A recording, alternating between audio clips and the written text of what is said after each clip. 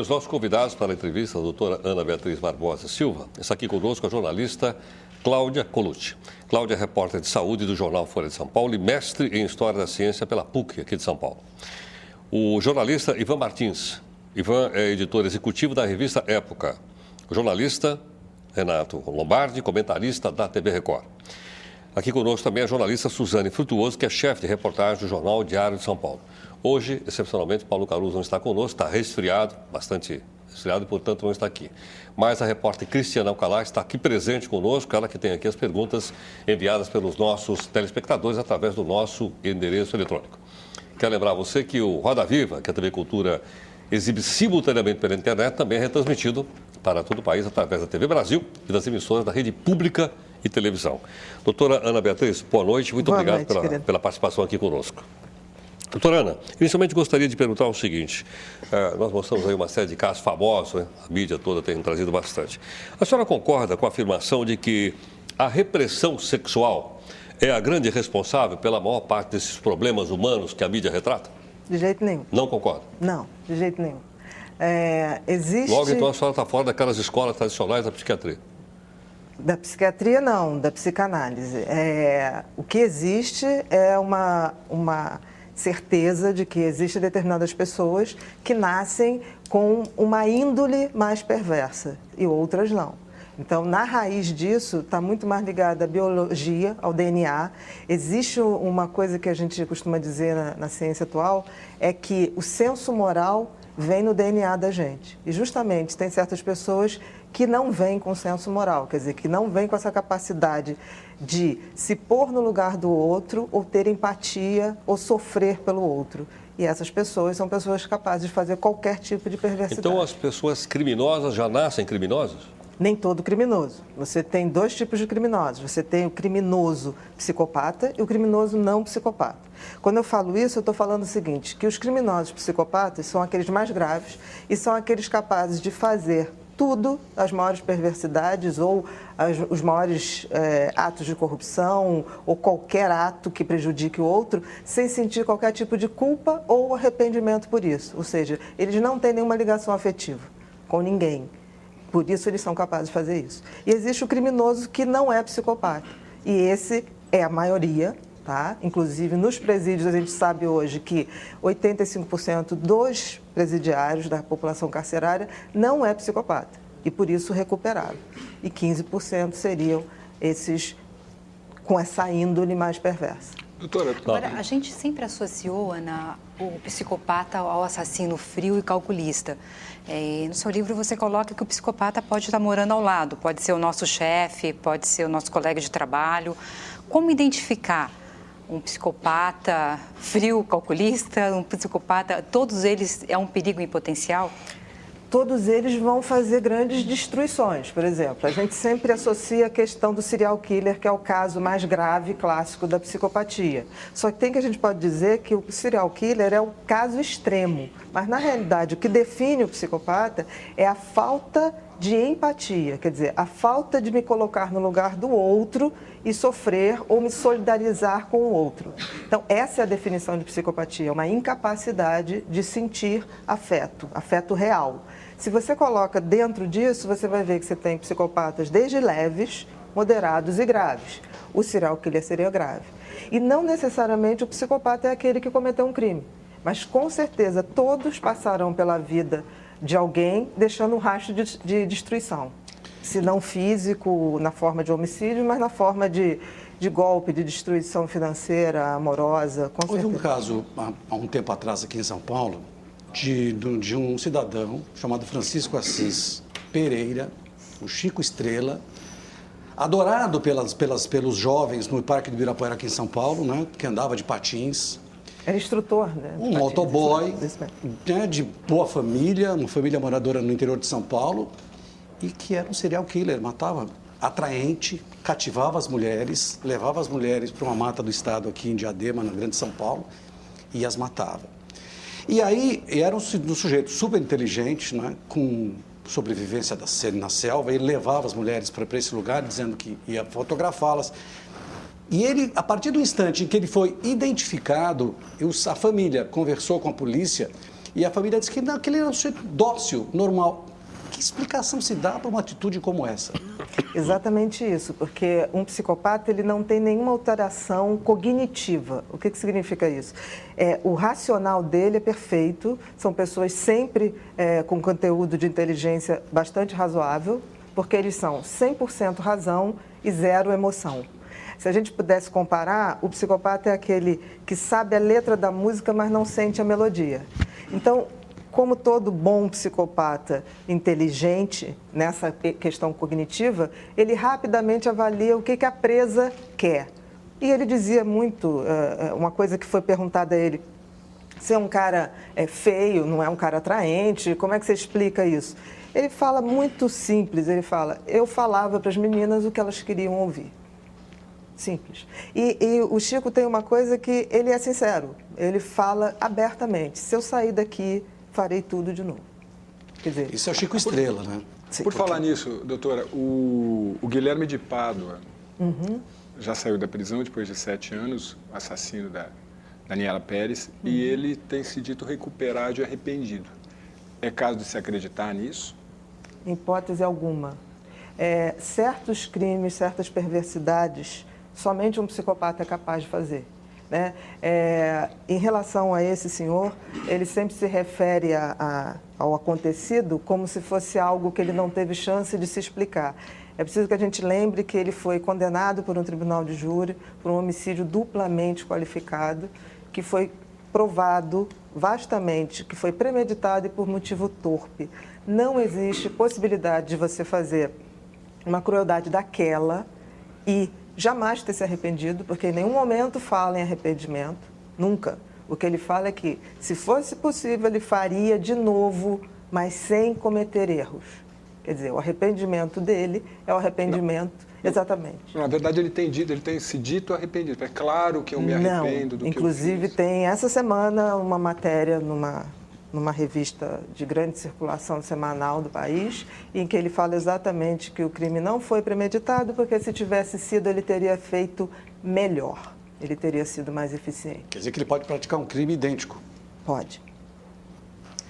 Doutora, crianças que praticam bullying, elas têm algum grau de psicopatia? Pode-se falar isso ou seria exagero? A gente tem que ter muito cuidado, porque nem toda criança que pratica bullying tem uma índole ruim. Pelo contrário, é a minoria.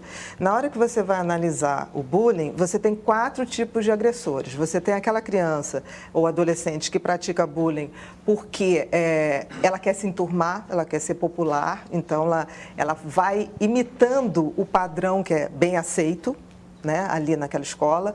Você tem um grupo de agressores que faz isso porque não tem em casa uma educação que associe autorrealização a exercício de solidariedade e altruísmo. Você tem crianças que passam por momentos delicados de agressividade, por N motivos, mas você vai ver na história que aquela criança está pontualmente agressiva. E você tem uma minoria, que são aquelas que desde muito cedo demonstram uma perversidade maior, inclusive com agressões a irmãos, a familiares, a qualquer desrespeito de normas e muita manipulação, muita maldade no sentido de jogar com as pessoas, inclusive com os pais, com os familiares. E essa minoria pode ser o psicopata de amanhã? Sim, na realidade, essa minoria, eu torno a dizer que é uma grande minoria, graças a Deus, é uma minoria que tem que ser muito bem observada, porque se há uma possibilidade de se moldar ou se adequar uma pessoa, uma criança com essa índole, essa possibilidade é na infância. Porque mais tarde, tanto que a gente só faz o diagnóstico de psicopatia aos 18 anos. Antes disso, a gente chama do transtorno de conduta. Mas como ela seria tratada? O que poderia ser feito? Educação, e educação de limites, porque veja bem, uma criança assim, ela sabe o que é certo e errado. Um psicopata, ou uma criança com tendência à psicopatia, ela sabe distinguir o certo do errado. A questão é que ela sabe que o que ela faz tem poucas consequências, então ela vai fazer. Doutora, em relação ao bullying, em várias perguntas dos nossos telespectadores, uma delas é do Tiago Pierroni. Ele diz que se bullying sempre existiu, por que a ciência só começou a estudar o assunto há pouco tempo? Sempre existiu, porque na realidade o bullying, onde tiver relações humanas, vai ter bullying, que na realidade é uma relação de busca de poder. Né? Quem pode mais, quem manda, o grupo dominante. Então sempre existiu no ambiente escolar. Tinha outros, era brincadeira, era o apelido, outras denominações. Começou a ser estudado na década de 80 e recebeu o nome de bullying na Noruega, porque houve uma série de acontecimentos, inclusive crianças suicidaram em função dessa perseguição persistente. A partir daí, o conhecimento começou a ser difundido e até o nome não ganhou uma versão no Brasil, ou na Espanha, ou nos Estados Unidos. Em todos os lugares a gente convencionou que violência na escola e no ambiente escolar a gente denomina de bullying. Doutora Ana, pelo que a senhora disse até agora, então, pelo que eu entendi, então a maior parte dessas pessoas que praticaram esses crimes são pessoas que têm transtornos mentais, é isso? Não. Não são psicopatas? A maioria das pessoas que praticaram crimes perversos, como aqueles que a gente viu ali na introdução, casos conhecidos, divulgados, dependendo, naqueles exemplos, sim, porque então, determinadas perversidades então, somente o sistema judiciário faz. precisa ser revisto totalmente. Com certeza. Porque esse pessoal precisaria ir para um hospital psiquiátrico e não por uma casa de detenção. Porque na casa de detenção ele vai cumprir a pena e ele vai voltar ao convívio da sociedade. Eu não sei porque não é uma doença mental. Na realidade, é um transtorno de personalidade. Aquela pessoa nasce com aquela maneira de funcionar e pensar mas como a senhora disse agora, e ver a vida. As pessoas podem voltar a delinquir. Pode voltar a matar. Então uma pessoa como essa não pode ser colocada em liberdade. A senhora concorda? Concordo. Então a gente teria que separar o joio do trigo. Não, mas Heródoto, tem um caso que é bem atual e que está para ser libertado, que é o Chico Picadinho. Isso. Chico Picadinho, ele matou uma mulher, não é? Uma prostituta. Foi condenado a 28 anos. 10 anos depois, ele foi libertado, depois de ter passado por um exame criminológico, com psiquiatra, com psicólogo, com assistente social. Foi colocado em liberdade. 4 meses depois, praticou um crime idêntico. Exatamente. Idêntico. Matou de novo uma outra mulher e agora estão discutindo se liberta ou não. Ele se encaixa nesse psicopata de que não pode ser libertado? Totalmente. Porque existe um outro detalhe aqui, a senhora deve saber, que nós temos aqui no sistema carcerário do Brasil, existe uma falha muito grande no sistema carcerário em relação ao doente mental, ao psicopata. Não existe. Antigamente existia aqui em São Paulo o Franco da Rocha, o Juqueri. Existe lá um setor que é muito mal cuidado. Então, o que acontece? O psicopata ele fica no meio com os presos normais. Que não são psicopatas e acabam até usando os outros presos como soldadinhos. Né? Por exemplo, é muito simples. Numa rebelião de penitenciária, que a gente costuma, infelizmente, ver muito nos noticiários, com certeza aquele que está pendurado, aquele criminoso, aquele preso que está ali sendo torturado frente às câmeras, não é um psicopata. Com certeza não é. Quer dizer que e com certeza aquela rebelião está orquestrada por um psicopata. No caso do Chico Picadinho, se o Ministério Público estudava a possibilidade, porque ele está há quase 40 anos preso, né, juntando as duas condenações. Sim, e tem um comportamento exemplar. Super, nunca deu um problema na cadeia, tem um discurso maravilhoso, é aquilo que eu falei, eles são 100% razão. Eles, na teoria, são perfeitos. Agora, isso é a grande burrice, se a gente pode dizer assim, do psicopata. Como ele não tem um sistema emotivo funcionante, ele não tem a marcação emocional que uma memória precisa ter para a gente não se repetir. Por exemplo, uma experiência negativa que você tem. Você automaticamente tem sintomas físicos quando você passa por uma situação desagradável. Estômago, exatamente. Sudorese, taquicardia. E aquilo é um sinal que o organismo sempre vai te dar quando você estiver numa situação parecida. E você vai evitar.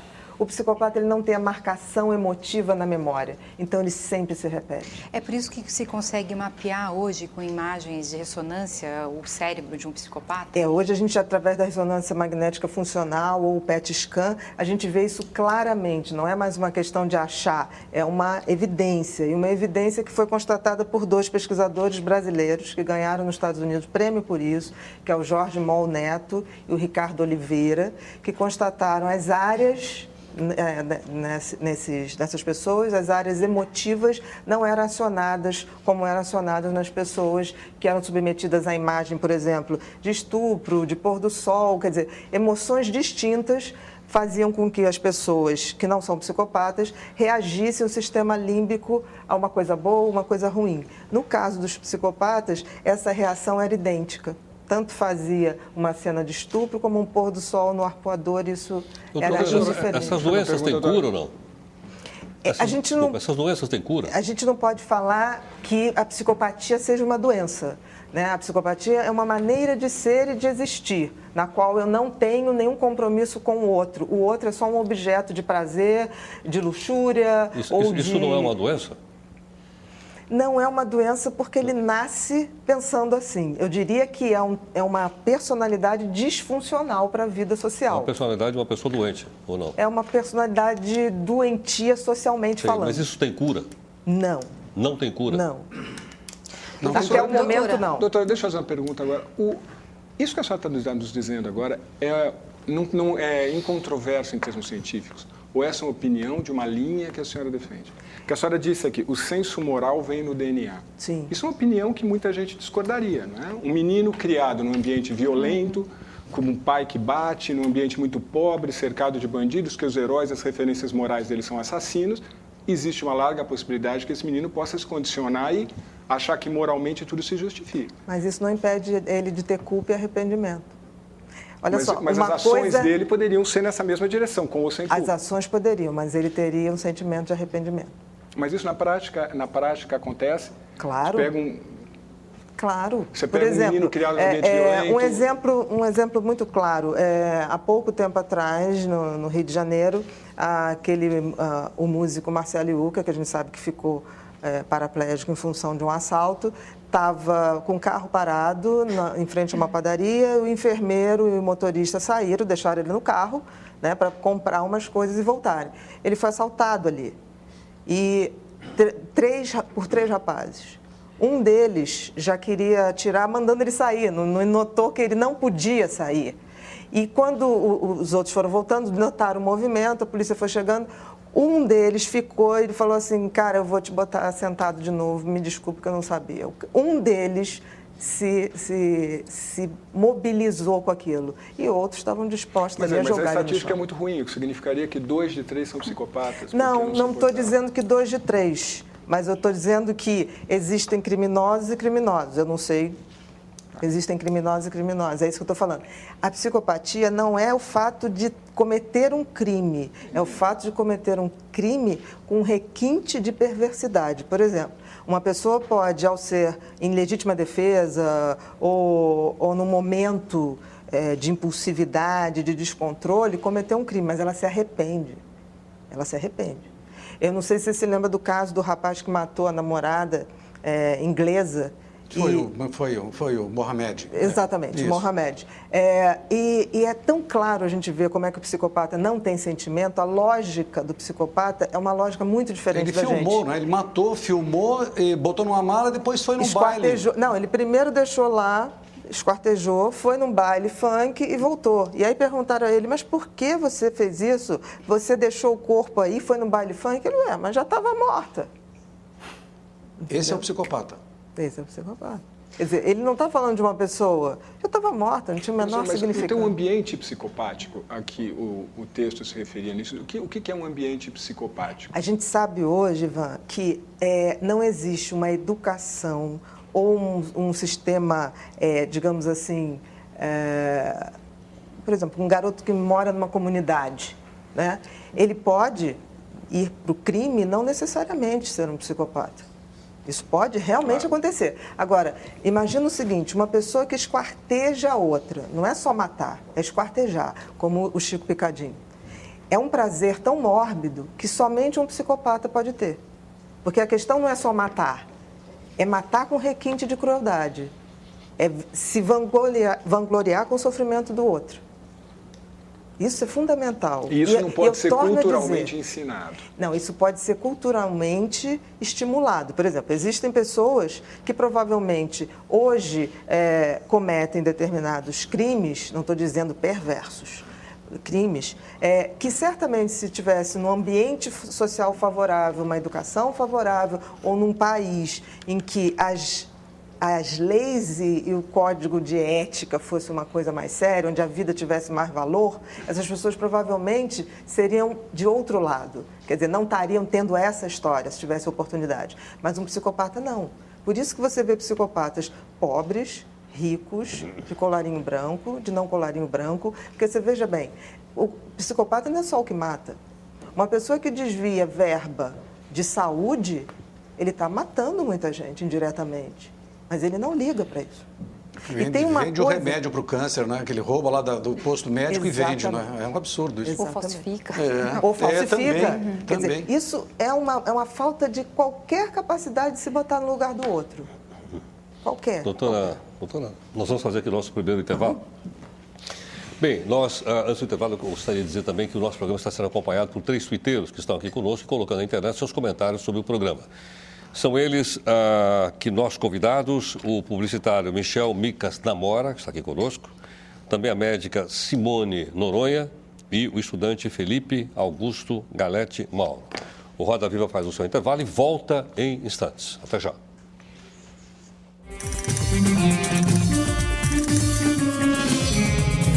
Você está acompanhando aqui no Roda Viva hoje uma entrevista com a nossa convidada, que é a psiquiatra Ana Beatriz Barbosa, especializada em medicina do comportamento. Doutora Ana Beatriz, agora há pouco a senhora falava, né, de que muitas vezes a pessoa pode cometer um crime como esse sob violenta emoção. Sabia o que estava fazendo, né? E perdeu o senso e tudo mais. Isso seria o que o Daniel Goleman chama de um sequestro límbico. Ou seja, a pessoa perde completamente a consciência. Mas quando ela volta à consciência, 2 ou 3 minutos depois, não, essa questão... aí ela diz, puxa, que foi o que eu fiz? Não, essa questão de perder, não. É diferente, por exemplo, sob forte emoção, a gente tem um caso, há pouco tempo atrás, de uma mãe que pegou o filho de 4 anos sendo estuprado por um rapaz de 16 anos. E quando esse rapaz chegou, a mãe foi na polícia, ele olhou para a cara dessa mãe e falou, não vai me acontecer nada, porque eu sou de menor. Né, o termo que ele usou. E essa mãe pegou uma faca e matou esse rapaz. Isso é uma questão que a gente pode dizer sob forte emoção.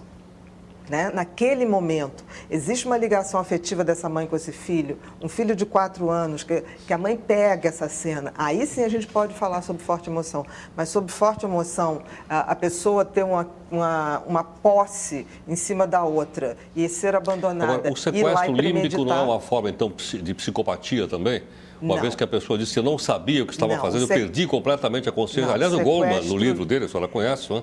Ele cita o caso de uma pessoa que foi condenada a não sei quantos anos e dizia que simplesmente não sabia o que aconteceu.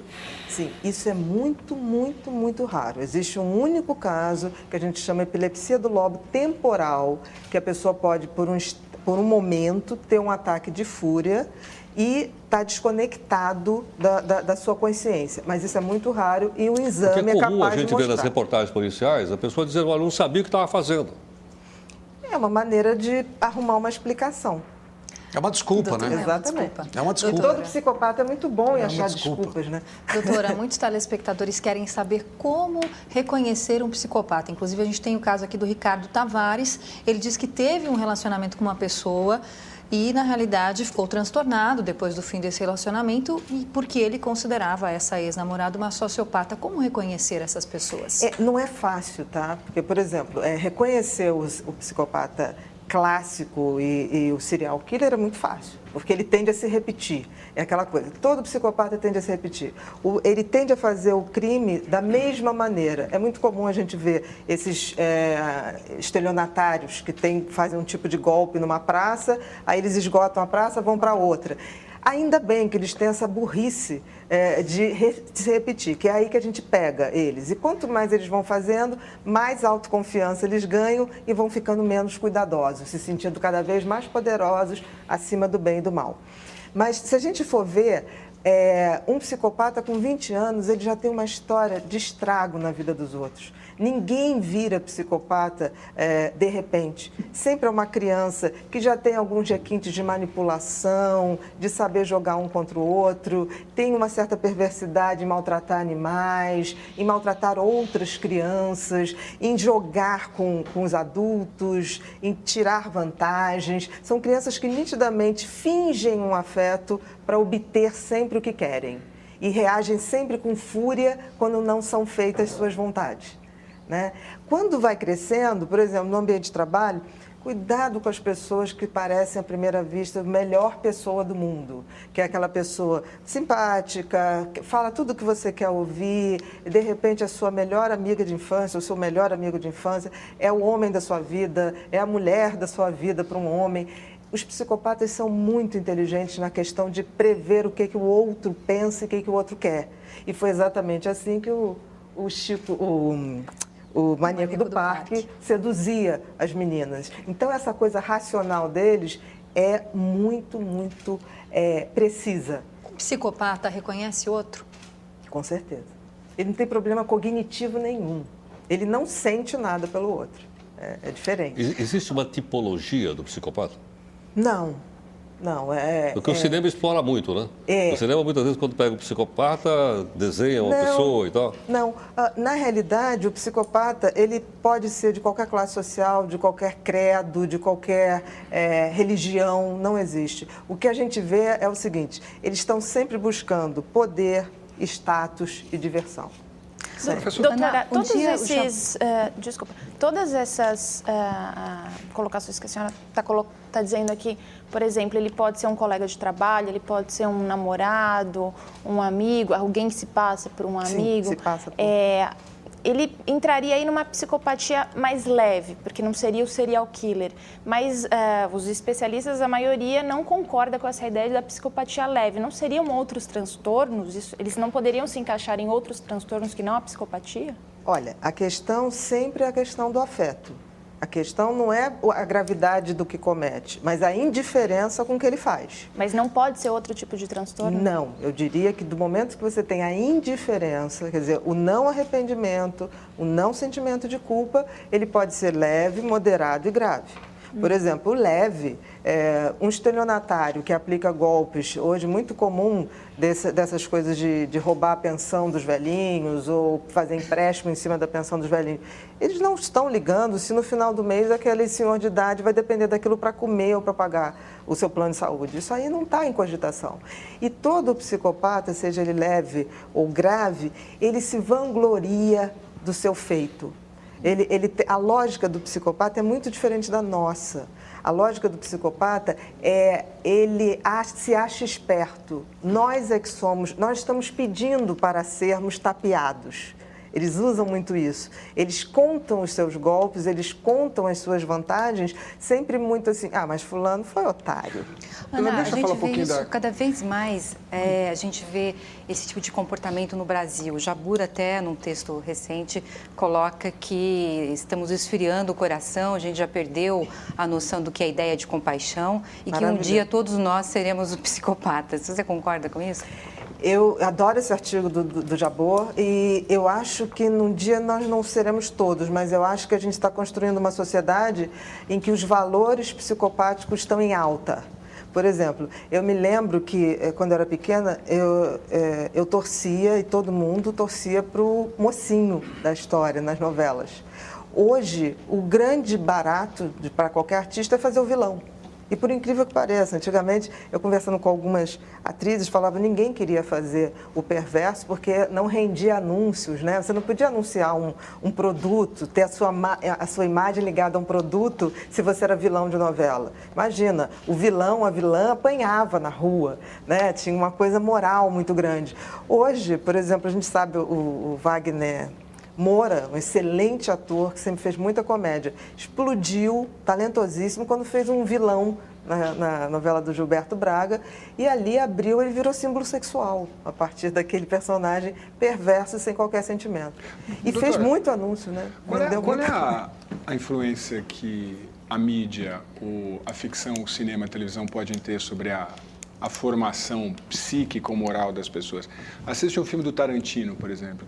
São todos psicopatas, né? Os grandes heróis do Tarantino são todos psicopatas. É maravilhoso, as pessoas adoram. Eu acho que a gente hoje está tendo um culto a essa estética da perversidade. É como ficou né? Os personagens maldosos são mais sexys, são mais inteligentes, são mais bonitos, o figurino é mais caprichado. Eu acho que existe isso.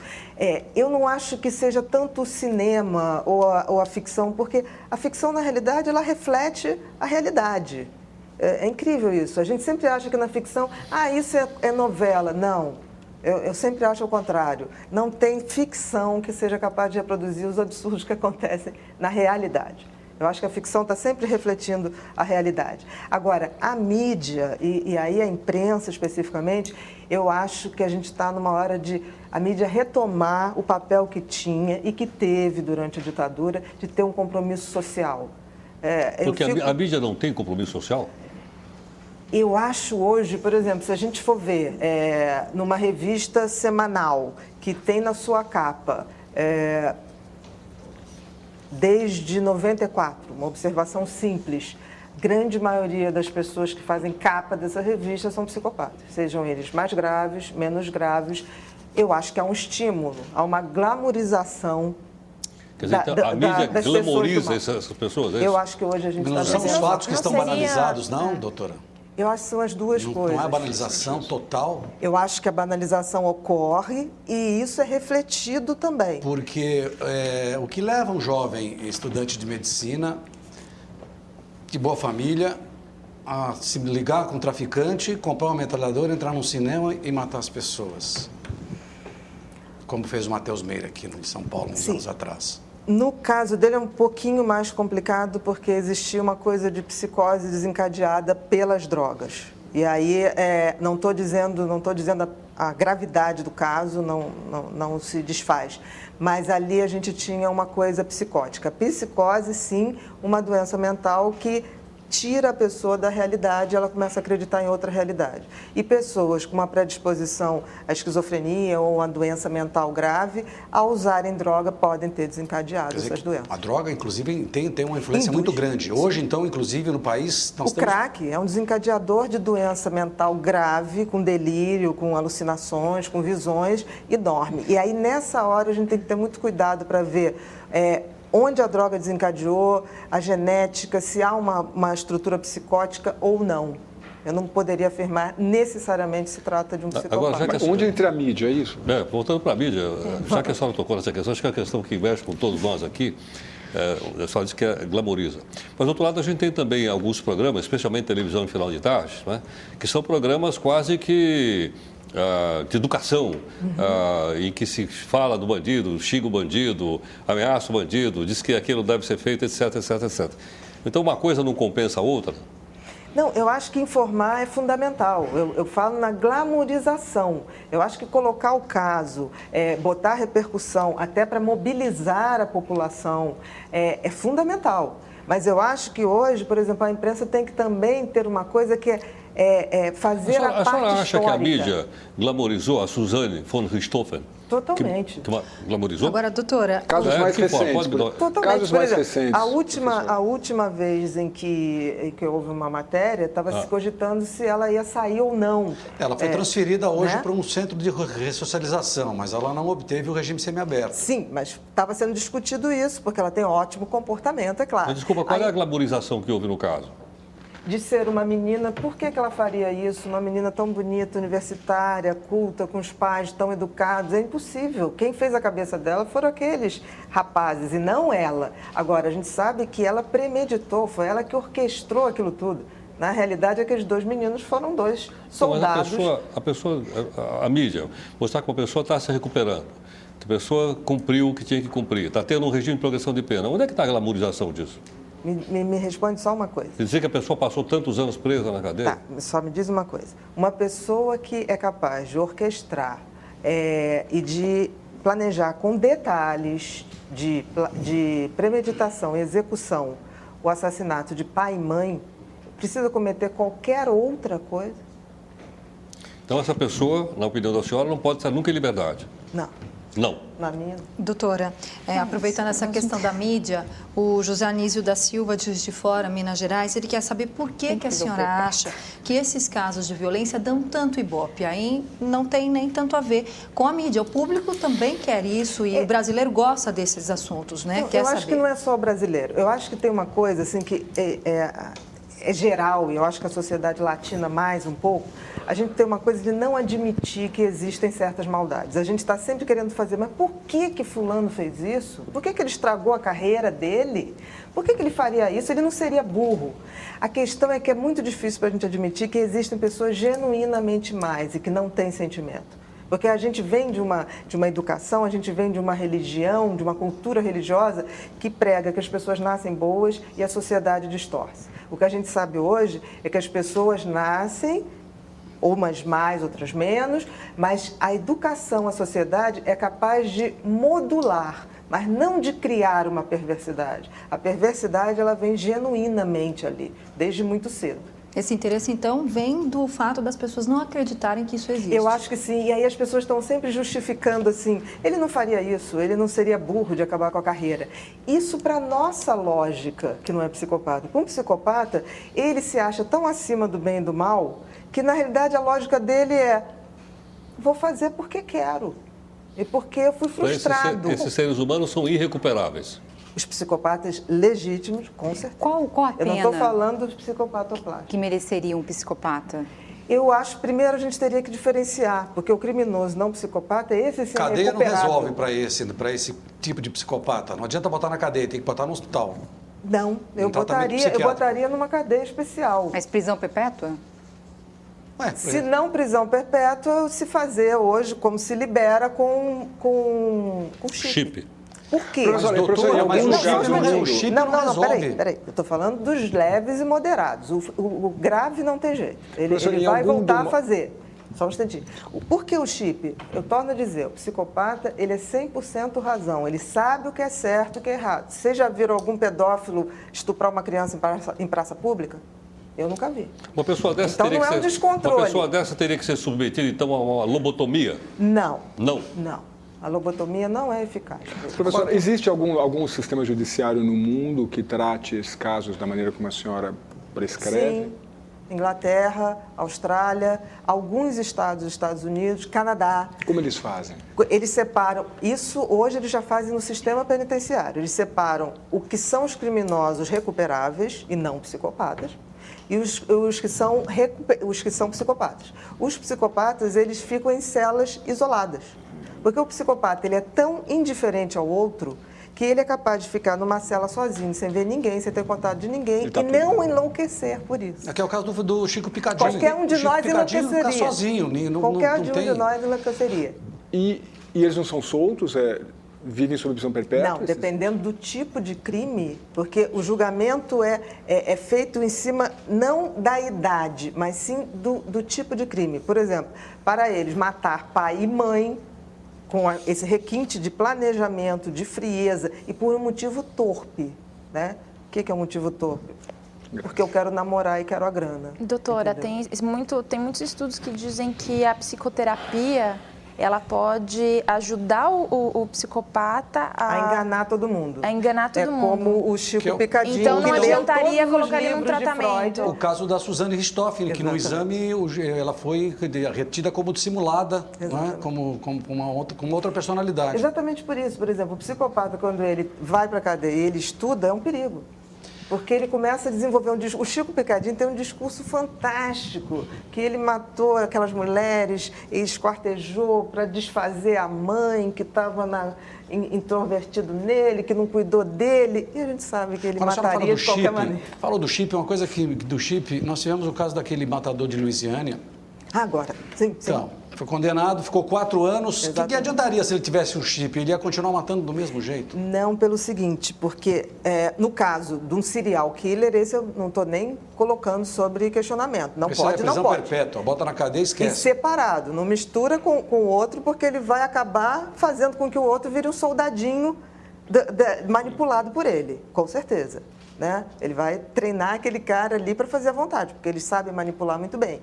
O que eu estou falando é que, se ele souber, torno a dizer, eu nunca vi um pedófilo estuprar uma criança em praça pública. Ele planeja aquilo meses, ele vai seduzindo, ele vai premeditando. Quando você tem o chip, ele sabe que vai ser pego, ele sabe onde ele está a qualquer momento. Não faz. Doutora, qual é a diferença do crime passional exatamente para um crime cometido pelo psicopata?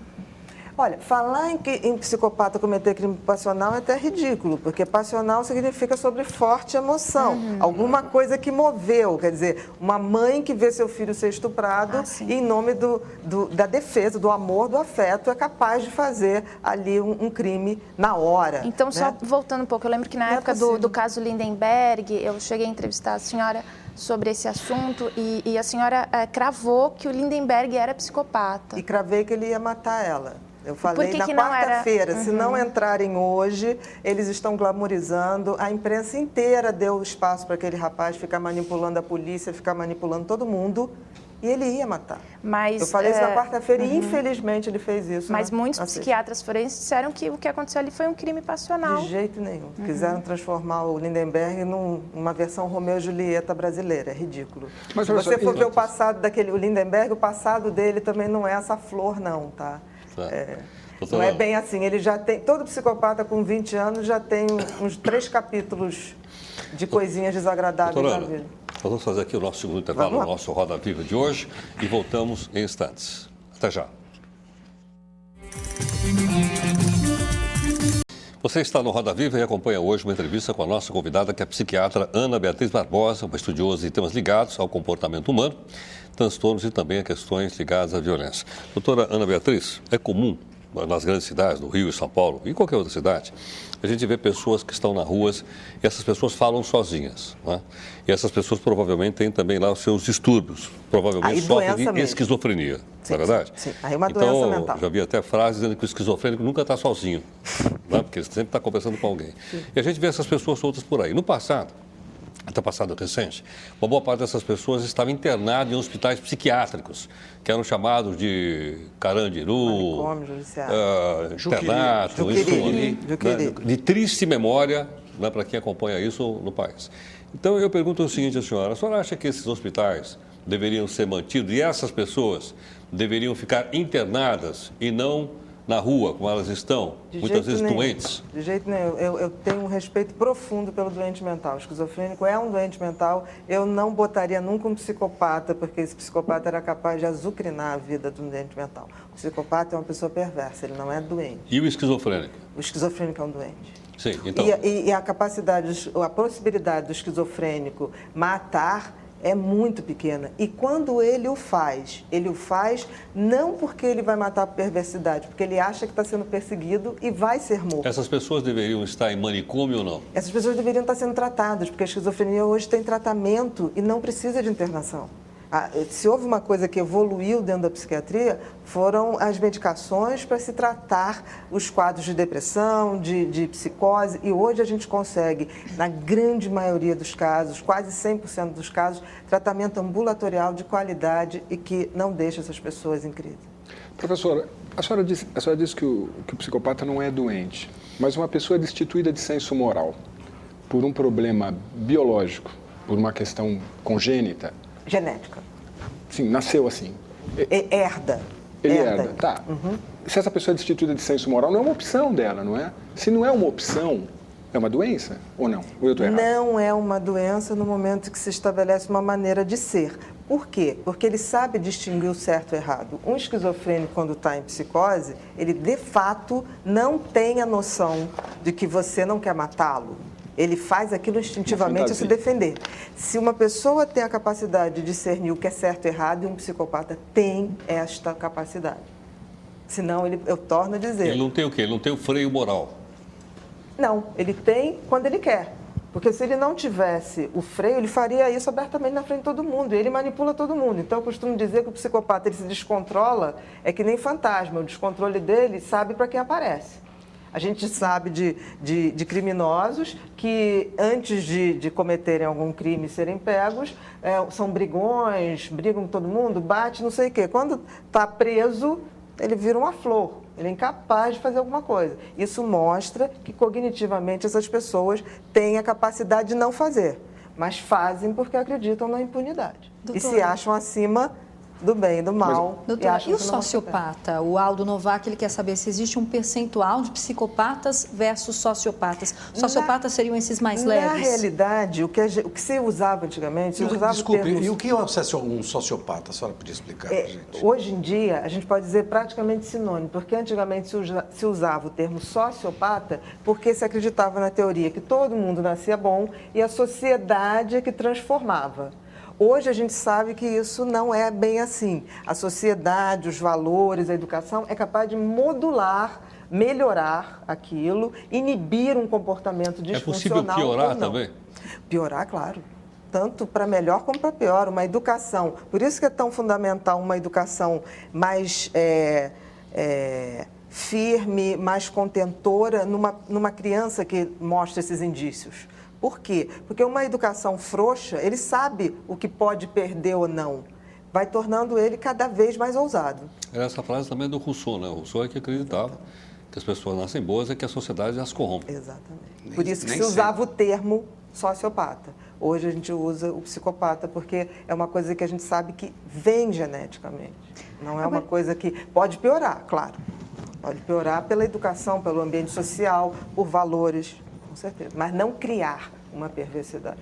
Professora, numa sociedade violenta como é a sociedade brasileira, submetida a diferenças de classe e de privilégio tão grandes, em que boa parte da população cresce sob um grau de violência muito elevado, com privações e tal, é possível se falar da psicopatia como um fator importante? Eu imagino que na Suíça, no interior da Suíça, numa cidadezinha tal, um crime seja um acontecimento, mas aqui no Rio de Janeiro, dezenas, em São Paulo... Não é bem assim. Não? Olha, é aquilo que eu digo, a sociedade é capaz de estimular atitudes mais psicopáticas e fazer os psicopatas até se ousarem mais, uma vez que eles sabem que pega muito pouco. Por exemplo, eu queria lembrar que hoje fazem 20 anos da chacina de Acari. Aquelas mães procuram seus filhos para enterrar até hoje, só restam 4. Né? Se em nenhum país isso aconteceria. No Brasil, prescreve-se um crime. Quer dizer, o homicídio passou 20 anos, pode achar quem foi, que ele não vai sofrer mais nada. Aquelas mães estavam pedindo só para enterrar seus filhos, mais nada. Mas a gente vive num país que hoje, à meia-noite, daqui a pouquinho, elas não mais saberão ou jamais alguém pagará por isso. Agora, elas, mulheres pobres que procuraram seus filhos revirando cemitérios clandestinos com mão, né? E as coisas, infelizmente, se repetem. Uma das hipóteses é que das pessoas que realizou a chacina desses jovens era um policial que tinha um sítio no qual ele criava leões e esses corpos foram dados a leões e nunca se achou. Então é interessante, eu torno a dizer, os psicopatas uma sociedade que alimenta leões com corpos de jovens, é possível se falar, a psicopatia é um fator importante, eu repito a pergunta, ou é uma cultura perversa, ou é um cenário perverso ao redor das pessoas? As pessoas são educadas nesse tipo de ambiente. Aí você está falando, existem as pessoas que vão cometer atos psicopáticos porque dentro da cultura da esperteza, para se dar bem, né? E existem aquelas que são psicopatas e serão sempre. Quer dizer, uma pessoa que cria leão para cometer crimes em séries e dar fim ao corpo é de uma perversidade. Agora, e uma pessoa que faz isso e é um policial, essa sociedade não sabe distinguir. Existem coisas assim. É possível ser médico sendo psicopata? Não. Na França, você entra para a medicina, você tem 2 anos sobre teste para ver se você tem capacidade para ser médico. Não capacidade intelectual, capacidade de sentimento. E aqui Mas nós aqui a gente não tem. Nós tivemos um médico, Aqui o não Dr. Fará, temos. que simplesmente esquartejou Exatamente. a cliente dele. O outro que abusava de crianças. Exatamente. Um responsável por adolescentes, um médico conceituadíssimo. Aqui a gente não tem perfil criminológico para criminoso, aqui a gente não tem perfil para certas profissões. Qualquer um aqui é policial. Aí o que eu digo, que sociedade é essa que o cara cria leão, ou cria Rottweiler, ou cria... O fato é que esse cara era para ser autoridade. Que seleção nós estamos fazendo para autoridades policiais, para autoridades... Mas aí eu volto no que o Herói está falando da mídia. Nessa altura, a mídia ajuda muito, né, doutora? Porque a mídia não é culpada nessa história. A mídia está alertando cada vez mais e cobrando providências. Renato, né? Eu só boto uma coisa que a mídia que vai atrás e divulga, assim. Agora, não podemos glamourizar. É diferente, temos que denunciar. E outra coisa, a mídia tem que ter um compromisso de memória, de relembrar a que ponto está cada processo. Porque na hora que estoura um crime, todo mundo vai lá e dá cobertura, e depois não vai acompanhando para que a população entenda. Porque o sistema judiciário é muito diferente. Muitas coisas que a população vê como injusta é legalmente aprovado dentro do sistema judiciário. E cria-se uma perplexidade. Por exemplo, essa questão da promotora que adotou a criança. Foi fantástico esse julgamento ter sido tão rápido, porque deu à população... Mas também foi por causa da mídia, né? Por pressão da mídia. Senão ia ser arrastado durante um ano, 2 anos. O caso da menina, o caso da menina morta pelos pais. O caso Nardoni, você vê que a imprensa foi acompanhando o tempo todo, fez um papel impecável no caso da promotora e no caso dos Nardoni, porque se não fosse assim, não seriam condenados. Mas é claro, existe uma imprensa séria e comprometida. A gente só tem que aumentar mais ainda essa imprensa que é séria e se compromete em mostrar o errado e valorizar o certo.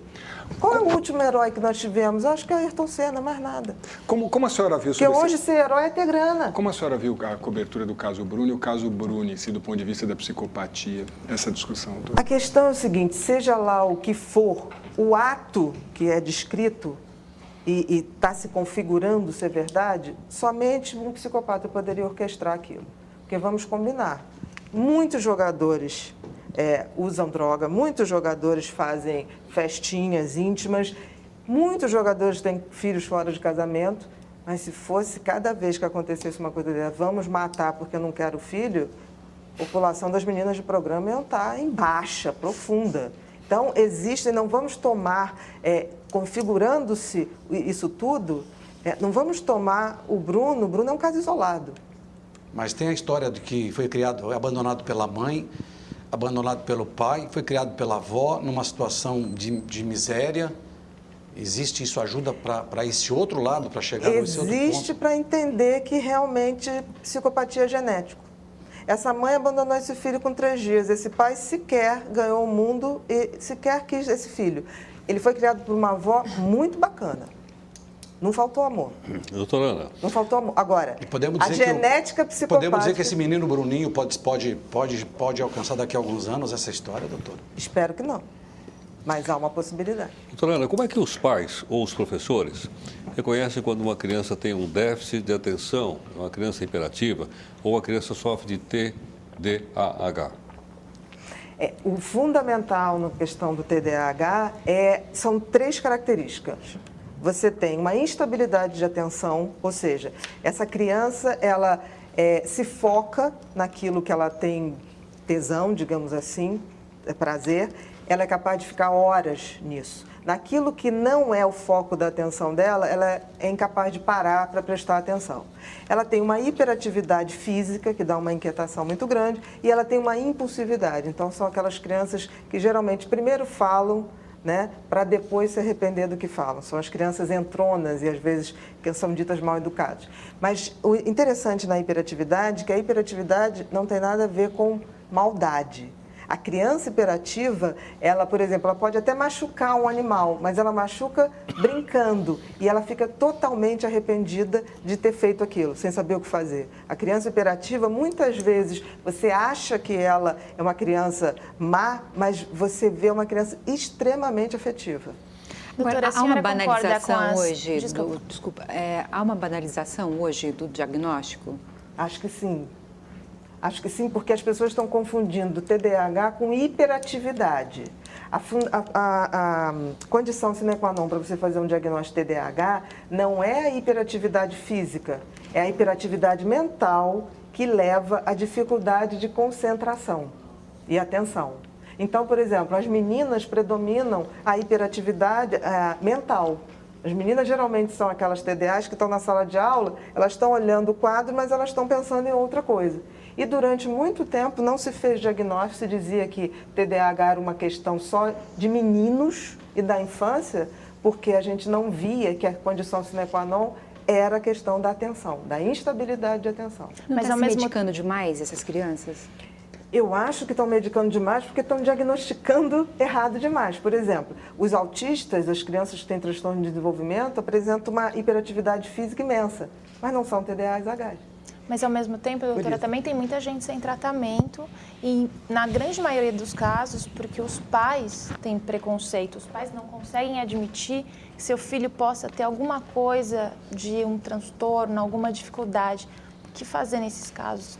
Eu acho que todo excesso é ruim, tanto o excesso de diagnóstico, como o excesso de determinadas medicações, como o excesso de não fazer o diagnóstico. Mas eu acho que a gente, somente com conhecimento, com a divulgação da informação, é que a gente vai chegando a um equilíbrio. É que nem no início da década de 80, tudo era depressão. Se dava antidepressivo para tudo. E a gente vê hoje que existem momentos de tristeza, que não são depressão, e não devem, não podem ser medicados.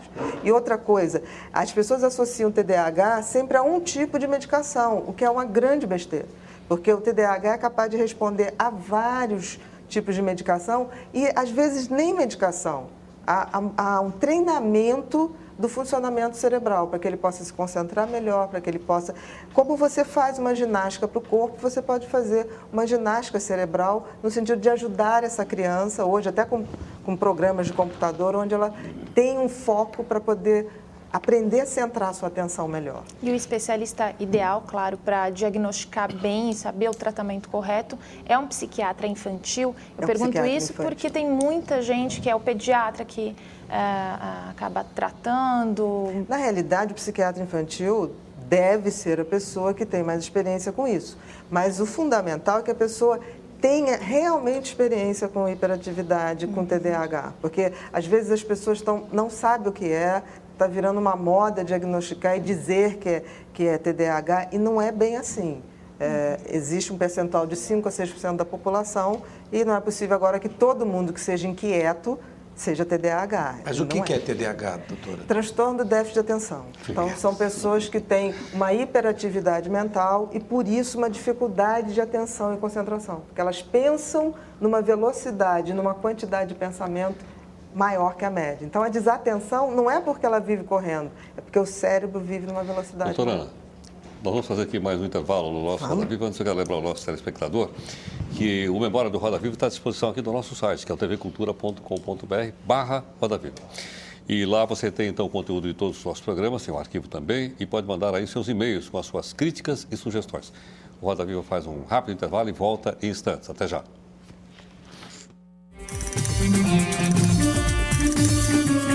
Olá, nós voltamos hoje no Roda Viva. Você acompanha aqui uma entrevista com a nossa convidada de hoje, que é a psiquiatra Ana Beatriz Barbosa, especializada em medicina do comportamento. Doutora Ana Beatriz, no passado se costumava dizer o seguinte: quando o indivíduo estava fazendo uma coisa dessa, ele está endemoniado, né? O demônio tomou o corpo dele. O povo diz bastante isso. É por isso que os psiquiatras e os exorcistas são tão parecidos? Eu não sei se são parecidos. Eu costumo dizer o seguinte, é uma argumentação muito usada pelos psicopatas para justificar seus crimes, né? Eu recebi um santo, um caboclo, quer dizer, isso é injustificável. Doutora, o Maurício de Lima, ele quer saber por que a maioria dos psicopatas é formada por homens. E tem algumas mulheres também perguntando isso. Na realidade, a gente sabe que a estatística prova que você tem, em média, 3 homens para uma mulher. Eu tenho muita dúvida em relação a essas estatísticas. Por quê? Porque eu acho que existe mulher psicopata também, não tenho a menor dúvida, mas a psicopatia da mulher é mais camuflada. Ela não é tão aberta e tão violenta como o homem, por razões até hormonais. É muito difícil você ver uma mulher serial killer, mas não é incomum você ver uma mulher, por exemplo, prostituir sua filha. Né? Seria um tipo de psicopatia também. Né? Então, por exemplo, é muito difícil você ver uma mãe, pelo menos nunca vi relato, abusar sexualmente de um filho, mas ela vende sexualmente aquele filho ou aquela filha. Entendeu? Então, eu acho que essa proporção não é tão diferente como as pesquisas apontam, é porque a gente está acostumado a ligar a psicopatia ao crime, a coisa mais grave, a coisa da agressão física, do esquartejar. E a mulher, ela exerce uma maldade que é muito mais dissimulada, como ocorre no bullying. As meninas no bullying, elas costumam isolam as outras por fofoca, por intrigas, cyberbullying. Uma coisa mais articulada. Exatamente. E os meninos fazem uma violência muito mais física e, às vezes, sexual, de intimidação. Doutora Ana Beatriz, o fator comportamental, o fator social, o fator de organização da sociedade, a gente percebe que hoje a gente tem uma quantidade muito maior de pessoas separadas, sozinhas, do que tinha no passado. Famílias mais disfuncionais. Famílias mais né? disfuncionais e tal. E há, inclusive, quem acha que o amor acabou, o amor romântico acabou. E que são poucos os casais felizes. Estive olhando uma pesquisa aqui, nessa frase é do Gikovati, inclusive. São pouquíssimos casais felizes. A senhora acha que essa separação, porque no fundo, se você está sozinho, você vive individualmente. Né? Esse individualismo, que de certa forma é fruto da sociedade que a gente vive, da sociedade de massa. Hoje existe a loja de conveniência, né, porque eu não sei mexer na cozinha, mas está tudo prontinho, eu vou lá e compro, etc. E outras pessoas agem dessa mesma forma. Isso tem alguma contribuição para essas transformações pelas quais a sociedade está passando? Eu não tenho dúvida, por exemplo, a filosofia dos tempos modernos é traduzida pelo individualismo. Né? Isso é, digamos assim, a filosofia dos nossos tempos. E o individualismo, ele prega uma coisa muito simples, o prazer do indivíduo acima de qualquer coisa. Quer dizer, que essa teoria foi formada a partir da valorização do indivíduo. Foi o que a gente falou. Só que tem que se perder o eixo, né? Até que ponto a minha satisfação esbarra na lesão ao outro. Né? Então, nossos tempos, ele é calcado em eu posso fazer tudo é possível e tudo é aceitável para minha autossatisfação. E isso bate exatamente, estamos criando uma sociedade em que o altruísmo está saindo pela janela e que a gente não considera num com o outro. Eu tenho que me satisfazer. E nisso a gente vê, inclusive, por exemplo, hoje, a dificuldade dos pais exercerem o seu papel de pai e mãe. O pai e mãe hoje falam assim, não vou tirar o celular dele porque ele vai ficar zangado comigo. Quer dizer, o pai e mãe hoje estão com uma sensação de que tem que agradar o filho e não educar. Uma criança de 16 anos não pode beber. Aí fala assim, mas todo mundo bebe, ele vai beber. Não pode beber. Aí não diz não. Essa sociedade é uma sociedade que não consegue colocar limites, é isso? Com certeza. Eu Não, acho que as porque isso pessoas é têm limite. muita Não pode beber, dificuldade. não pode beber. E amor é isso, né? Amor é colocar limites. É proteger o outro. Do momento Agora, que é eu mais não ponho fácil limites, ou eu é não mais exerço difícil amor. com os casais separados? Eu acho que os casais separados, com raras exceções, eu acho que tem separações, tem casais que são separados e têm uma relação maravilhosa em benefício dos filhos. Mas a grande maioria das separações se faz com grandes desentendimentos e mágoas pessoais e que acaba havendo uma disputa da criança. E nessa disputa, os pais acabam cedendo para conquistar a criança. E aí se inverte, né? Porque a criança vira o ditador que dá as regras da ordem moral e ética daquela casa. E como é que vai ser ele quando adulto? Eu acho que ele vai querer sempre ter seus desejos plenamente Ele vai ser um satisfeitos, tirano. porque ele sempre fez isso. Ele joga com um e joga com o outro. Professora, por falar em limites, pode-se ou não pode bater nas Falar crianças? Por falar em limite, está se discutindo uma lei, um estatuto que vai proibir os pais de tocarem nas crianças. Do ponto de vista da organização da família e da construção, da educação, Mas eu acho absolutamente possível dar limites sem bater. Mas o que a senhora acha de colocar isso numa lei? Eu acho que não seria necessário, né? Se a gente tivesse uma formação ética bem mais valorizada, não seria necessário. Até porque a criança, ela quer muito o prazer de saber o que fazer, de brincar, de se divertir. Se você quer punir uma criança, tire aquilo que dá prazer. Ela vai entender rapidamente, você não precisa torturar uma criança. Então, fica mais fácil o pai bater, porque ele não precisa ter o trabalho de ir lá, desconectar o computador para ele não jogar, levar o chipzinho do celular para ele não usar. Dá trabalho, dá limite. Agora, é mais fácil dar uma batida, só que tem que aquela batida, aquela palmada, não tem repercussão. Mas violência física contra as crianças, a senhora que atende criança, lida com família, isso é um problema no Brasil? É uma coisa que mereceria uma legislação É específica? muito maior do que a gente pensa. É muito maior. Mesmo nas famílias de classe média, mesmo nas famílias supostamente educadas? É a mesma coisa que quando você vai ver, a pedofilia é democrática. Ela ocorre na classe baixa, na classe média, na classe alta, nas mesmas proporções. Tá? E hoje a gente sabe que o maior assediador é pai. Em alguns países do mundo existe a castração química, né? Que muitas vezes é voluntária, me parece que na França é voluntária, a pessoa pode optar por ela ou não. Em outros países eu acho que ela é compulsória. O que a senhora pensa disso? Eu é uma forma de impedir que o pedófilo volte a... Tem um projeto, né? Tem Eu um projeto queria desse acreditar. É engraçado tem um projeto sobre isso. que isso funciona em alguns pedófilos, né? E não todos. Tem um projeto A gente teria que separar. Mesmo assim, seria muito simples dizer assim, todos respondem à castração química, mas a verdade é que alguns não. Como a gente vê isso até no mundo animal, nem todo animal castrado deixa de ser violento. Não resolve, então. Alguns casos, sim. Quando existe essa violência, está ligada, tem um componente hormonal muito grande, mas tem alguns que não têm essa ligação tão direta.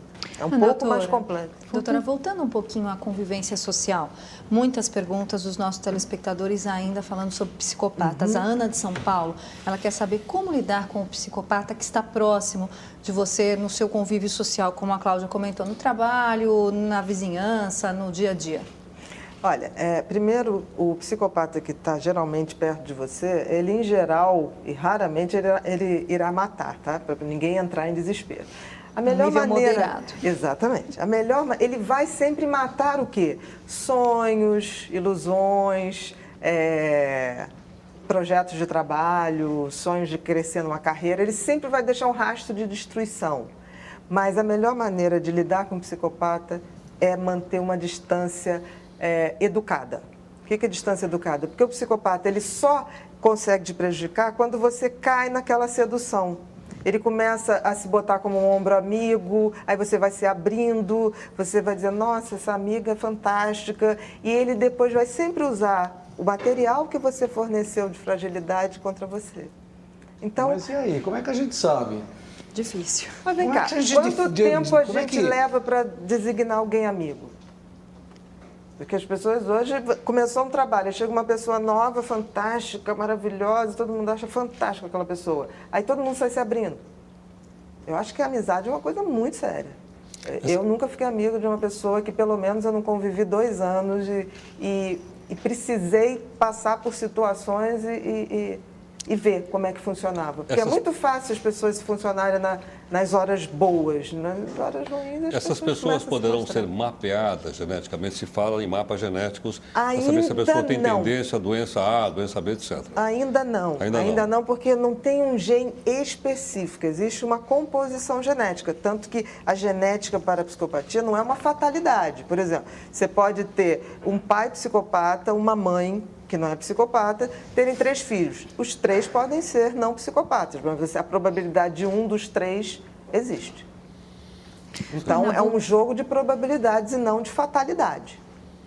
Voltando agora... Então, é muito mais complexo, porque não é um determinismo de um único gene, como é síndrome de Down, como são algumas... do olho, etc. Exatamente. Então, não é tão assim. O que a gente vê hoje, que você pode fazer é observar o funcionamento cerebral dessas pessoas perante situações que despertariam determinadas emoções que neles não despertam. Voltando à questão do bullying, nós vemos algumas decisões judiciais condenando tanto pais quanto escolas que não tomaram aí providência em relação a crianças. Você acha que é esse o caminho? Eu acho que tem que começar a ter um caminho, né? Porque hoje Pernambuco já tem uma lei, né? Que foi sancionada em dezembro. Curitiba, Porto Alegre. Eu acho que, num primeiro momento, isso vai ser necessário, porque a maioria das escolas, olha que coisa interessante, o bullying hoje é muito mais problemático na escola particular do que na pública. de uma certa maneira, o Estatuto da Criança e do Adolescente, ele prevê essa violência contra a criança, inclusive no território escolar. Então, hoje, uma escola pública ela tem um protocolo de acionar o conselho tutelar, os promotores da educação, e a coisa pode ainda ser desenvolvida. Tem quase o conselho funciona quase como um poder jurídico ali que orienta e vai tomando apoio, dando apoio à escola, os pais das vítimas e organizando. Agora, as escolas particulares, por incrível que pareça, o bullying ainda não tem quase providências, porque as escolas particulares acham que admitir que existe bullying é um marketing negativo, quando é uma besteira, porque toda escola tem bullying. A diferença é a postura que as escolas vão ter perante o ocorrido. Não há também um certo... É uma propaganda enganosa dizer Doutora, que aqui não temos bullying. Não há um certo modismo quando se aborda esse assunto? Eu já vi que alguém já falou aqui que eles existem há muito tempo. Não, o modismo não é existe. pelo seguinte, porque da mesma maneira... De repente vira uma moda, todo mundo, talvez até por causa da expressão inglesa, bullying, né? Não, o bullying, ele vem da coisa inglesa bully, que quer dizer agressor, valentão, aquele que impõe a sua força, se impõe através da força física. Você pega a literatura toda conta isso desde o século XIX. Sim, por isso que eu estou dizendo. Desde a Idade Média. É um Todos nós fenômeno. já fomos vítimas também, né, na escola. Exatamente. Aí, de repente, alguém põe o o nome fenômeno bullying. da relação. Não, a diferença é que, da mesma maneira como nós estamos criando uma sociedade extremamente complacente com corrupção, com violência, com banalização da vida humana, isso também está repercutindo no ambiente escolar, onde era para a gente ter reduzido as taxas de violência. Desculpa, a coisa está numa violência muito A senhora acha que nós grande. convivemos com uma sociedade que banaliza a vida humana? Então, Banaliza? olha um pouco para a história. Olha o que aconteceu aí atrás. Que nós não tem nada acontecendo atualmente, o horror que ocorreu há pouco tempo atrás. E que milhões de pessoas... Aquilo sim é banalizar a vida humana. Com certeza. Né? A guerra de Ruanda, que aconteceu há uns 10 anos, aquilo é banalizar a vida humana. Eu não vejo essa banalização da vida humana. A Bósnia. Oi? A Bósnia, há muito pouco tempo. Agora, você concorda que isso veio sempre de um ditador? Se essa banalização sempre vem acompanhada de um ditador? Essas mortes em massa, sim, como você está descrevendo, sim, lógico, tem claro. uma cabeça idealizadora. Eu estou falando de uma banalização, eu estou falando de mundo democrático. Não, eu acho que o ser humano até tem evoluído em termos de legislação, mas eu acho que a gente ainda está longe de ter valores de altruísmo. Mas eu acho que a questão que o Heródoto coloca é clara. Se nós olharmos para a história, para trás, todo. Hoje, nós, do ponto de vista do respeito à vida humana e do respeito ao outro... Muito mais do que em qualquer época da história da humanidade. Nunca a vida humana foi tão respeitada quanto agora. Nunca as instituições estiveram tão ligadas à questão dos direitos humanos como agora. Isso era uma coisa que 50 anos atrás ninguém falava.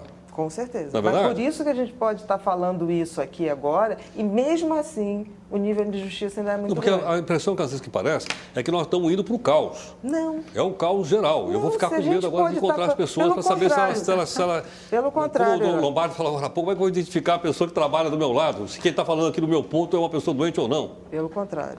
Pelo contrário. Se a gente está podendo falar isso aqui agora, a gente está podendo prevenir coisas que poderiam ser toleradas e pegar a gente Nós não de estamos surpresa. também criando um sensacionalismo em cima disso? Com certeza Não há sensacionalismo Eu nisso? acho que a gente ainda está muito longe de ser uma sociedade legal. Eu acho Mas que a nós gente está estamos cheio de perseguindo, legislação. o mundo é mais democrático hoje do que nunca foi. Os Com direitos certeza. humanos hoje fazem parte de pauta de qualquer reunião global, coisa que não havia no passado. Né? Mas ainda muito Não aquém percebo, eu acho do que é para o básico de uma sociedade altruísta. Mas o que falta não é, no caso do bullying, não é bem a educação, doutora? Eu acho que falta muito dessa questão dos pais não estarem Que é exercendo fundamental, porque- suas funções de educar. Porque dentro da escola, quando é dentro, se toma uma decisão. Quando é fora, a escola se exime completamente. Aí o pai trabalha, não pode ver o que o filho está fazendo, não é? E aí fica por isso. Quer dizer, e aí chega um acúmulo de filmar e botar na internet. No YouTube, exatamente. Como se fosse que é o uma coisa natural. cyberbullying, Que é o cyberbullying. Montagens desagradabilíssimas. E se houvesse uma lei que punisse isso, não seria muito melhor? Eu acho que a lei, num primeiro momento, é importante para a gente criar isso, o Estado de Direito. Existe uma lei para reger, mas, na realidade, as leis, elas têm muitas. A questão é, Vamos cumprir? Vai ser fiscalizada? Porque senão a coisa acaba virando... existe a lei. Nós temos leis maravilhosas, mas elas não são cumpridas, elas não tem fiscalização. O que é uma lei sem fiscalização? Tem que mexer no bolso, então, do pai, da escola? Sim. Doutora Cláudia... Também. A nossa telespectadora Cláudia Regina Vargas, ela é professora e diz que tem dificuldades em saber como a equipe escolar deve atuar nesses casos de bullying, por exemplo. Primeiro tem que identificar o que é o bullying. Quer dizer, o bullying não chamou uma pessoa assim, orelhudo. Não é isso.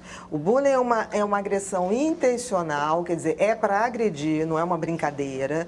Ela tem que ser repetitiva e ela tem que ter uma situação sempre em que o agressor esteja numa situação extremamente superior ao agredido, ou seja, ou ele é mais forte fisicamente, ou ele é mais forte numericamente e não dá oportunidade da vítima se defender. Então, isso é bullying, porque senão daqui a pouco você está chamando uma pessoa de...